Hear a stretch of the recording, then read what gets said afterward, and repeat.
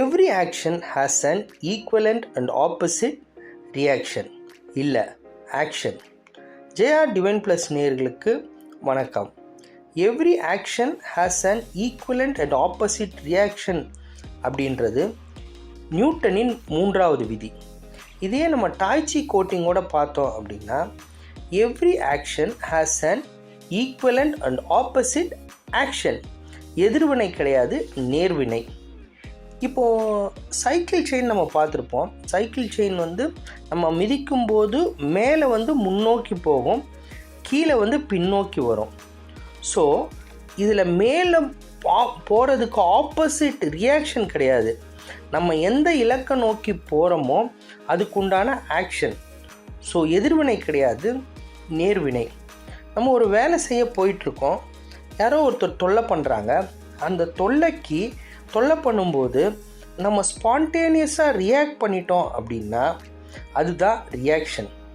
ஆனால் அவங்கள நம்ம உதாசீனப்படுத்திட்டு அவாய்ட் பண்ணிவிட்டு எந்த வேலையை நோக்கி பயணிக்கிறோமோ அதில் நம்ம கவனமாக இருந்தோம் அப்படின்னா அது ஆக்ஷன், நேர்வினை.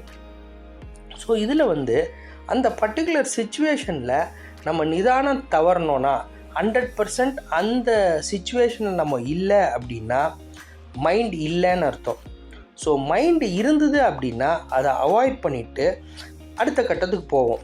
இந்த மைண்டுன்றது 100% பீயிங் எப்படி இருக்குது அப்படின்னா, நம்மளுடைய மெமரின்றது ப்ரீவியஸ் ரெக்கார்டிங்ஸு, நம்மளோட அனுபவம், படித்தது, புரிஞ்சது, உணர்ந்ததெல்லாம் இந்த பர்டிகுலர் சந்தர்ப்பத்தில் நம்ம பயன்படுத்தி அந்த மைண்டை அப்ளை பண்ணியிருந்தோம் அப்படின்னா நம்மளை ஆக்ஷன் பாசிட்டிவ் ரிசல்ட்டை கொடுக்கும்.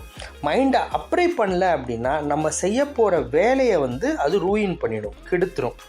ஸோ டாய்ச்சி அப்படின்னா யூனிவர்சல் எனர்ஜி. யூனிவர்சல் எனர்ஜினா 100% பீயிங். 100% பீயிங் இருந்தால் மாத்திரம்தான் யூனிவர்சல் எனர்ஜியை எடுக்க முடியும். ஜேஆர் டிவைன் ப்ளஸ் சேனலை லைக் பண்ணுங்கள், ஷேர் பண்ணுங்கள், சப்ஸ்கிரைப் பண்ணுங்கள். நன்றி, வணக்கம்.